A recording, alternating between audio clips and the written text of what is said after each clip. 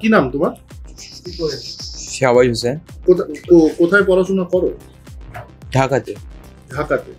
ঢাকার কোথায়? ধানমন্ডি। এই যে বাড়ি ফিরে আসলে বাংলাদেশে এত অশান্তি, ওখানে যখন ছিলে তখন মনের অবস্থা কেমন ছিল? মনের অবস্থা বলতে গেলে ভালো অত না, বিকজ কেন কি আমরা কোথাও একটা জায়গাতেই হতো সবসময়, কোথাও মুভমেন্ট হতো না আমাদের। ইভেন কি আমাদের নেট থেকে সব কিছু অফ ছিল, আর একটা সব দিক থেকে জিনিস ঠিক হচ্ছিল না। সব দিকে মারপিটের হচ্ছিল, জানা ছিল বা যা হচ্ছিল। অ্যাকচুয়ালি আমরা ইন্টারনেট ইনফরমেশন অত বেশি জানি না, কেন কি যেহেতু সব কিছু অফ ওই টাইমে। আর আমরা হচ্ছে ওইখানকার ছাত্রও না কি আমরা সব কিছু জানবো আগে কি হচ্ছিল কি না, প্রপারলি আমরা এইসব কিছু জানতাম না। তো মনের অবস্থা এটাই ছিল কি তাড়াতাড়ি জিনিস সব ঠিক হয়ে যাক আর সব আবার নর্মাল যেরকম ছিল। কি অসুবিধা হচ্ছিল ওখানে? অসুবিধা হচ্ছিল কি এখন ছাত্র আর গভর্নমেন্ট নিয়ে প্রবলেম চলছিল। তো গভর্নমেন্ট আর ছাত্র নিয়ে প্রবলেম চলছিল, তো অবভিয়াসলি মেডিকেল ছাত্র যেগুলো ছিল স্পেশালি ওদের এই সমস্যাটা ছিল। তো আমরাও তো এমবিবিএসেরই, তো এমবিবিএসের যে সমস্যা ছিল, তো মেন প্রাইমারি যে হচ্ছে টার্গেট ছিলাম আমরাই, কি মেডিকেল ছাত্র আমরা, মানে সবাই, শুধু আমরা না। তো বলছি যে মানে তোমাদের কি অসুবিধা হচ্ছিল, মানে কি পরিষেবা পাচ্ছিল? কি সবথেকে ইম্পর্টেন্ট ছিল কি বাসাতে এইটা জানা যাচ্ছে না কি আছে, কিরকম আছে, ঠিক নাই না কিরকম আছে সব জিনিস। এটাই সবথেকে মেন যে এই প্রবলেম ছিল। কেন কি তুমি ওখানে কি তুই ঠিকও থাকো, বাড়ির একটা প্রবলেম থাকে কি সবসময় জানতে চাই কি সব নর্মাল আছে কি না। এটাই কমিউনিকেশন হচ্ছিল না প্রপারলি। হ্যাঁ, বিকজ আমাদের ইন্টারনেট অফ ছিল, ফোনেও কথা হচ্ছে, ফোনে জ্যাম হয়ে যাচ্ছিল। মানে ইনফ্যাক্ট 10-12 বার যদি একবার আপনি একটা জিনিস বলেন তো হতে পারে একবার একটা মানুষ আনসার পাই। জ্যামার লাগানো থাকলে যেমন হয় তেমন। হ্যাঁ, জ্যামার টাইপের। তো বাড়ির সঙ্গে যোগাযোগ করতে পারছি না, বাড়ির সঙ্গে হচ্ছে যোগাযোগ প্রপারলি। বলছি আরো যারা বাইরে আছে, আরো কি কেউ আছে তোমার সহ? আমার এখন ফ্রেন্ডস আছে, ফ্রেন্ডস এই দেশে কলিগস, হ্যাঁ ইন্ডিয়ারই আছে, 7-8 পিপলস আছে। ওরা এখনো ফিরতে পারেনি। ওদের বাসা আসলে এখানে না, মানে যে আমার বাসা হচ্ছে এখানকারই।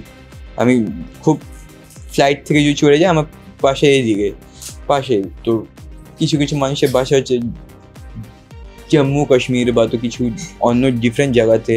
তো ওরা যারা ডিফারেন্ট জায়গা থেকে আসে, অনেক ডিস্টেন্ট জায়গা থেকে আসে, তারা এখন ইনফরমেশন মানে বাড়িতে অ্যাকচুয়ালি যখনই কেউ বাড়ি যাবে তো ওদের প্যারেন্টসকে আগে ফোন কল করতে হবে। আমাদের কাছে এত অ্যামাউন্ট থাকে না কি একবারে ফ্লাইটের টাকা আমরা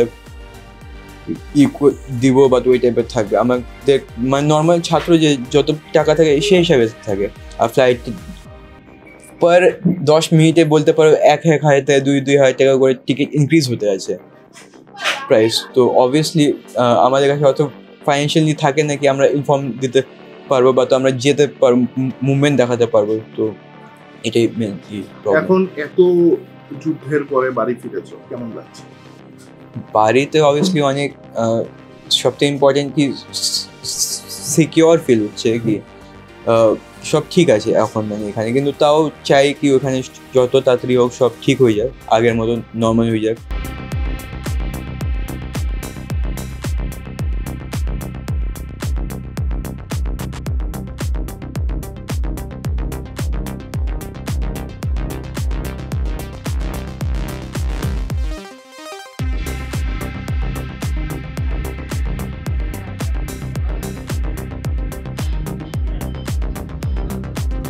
বাড়ি ফিরে আসলো, কেমন লাগছে?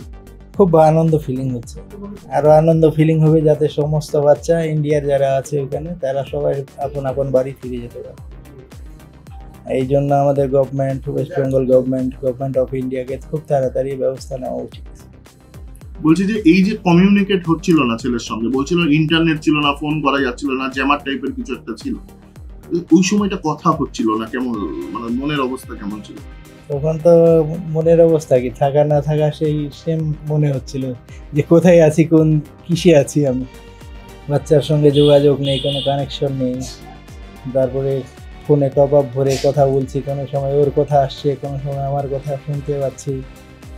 এইভাবেই কোনো রকম শুধু চলছিল। তা ওর গলা শুনতাম তো ভালো লাগতো যে ছেলেটা এখনো ভালো আছে, কোনো রকম প্রবলেমে নেই। তাছাড়া আমি ওদের কলেজেরও দেখছি যে ওরা খুব কেয়ার নেয় বাচ্চাদের উপর। কোনো ধরনের প্রবলেম ফিলিং হলে ওরা সবাই ওদের সাথে থাকে। প্রিন্সিপাল বলেন, ওইখানকার কলেজ যারা স্টাফ আছে সবাই ওদের খুব সঙ্গে থাকে। ওরা ছাড়েনি, সবসময় সাথ দিছে, ওদের পৌঁছে দেওয়া হয়েছে এয়ারপোর্ট অব্দি। এটা খুব ওদের জন্য ধন্যবাদের জানান দরকার আমাদের। আর সমস্ত বাচ্চাকে নিয়ে আসাটা আমাদের গভর্নমেন্টের খুব তাড়াতাড়ি জরুরি আছে, কেন আমরা তো টিভিতে দেখছি যে কী হচ্ছে। সেখানে যারা থাকে ওদের ইন্টারনেট কানেকশন নাই, কোনো রকম পাচ্ছে না, ওরা বুঝতে পারতেছে না, কিন্তু আমরা তো বুঝতে পারছি যে কী পরিস্থিতিতে আছে। এই জন্য আমাদের গভর্নমেন্টকে তাড়াতাড়ি রেস্কিউর ব্যবস্থা করা উচিত।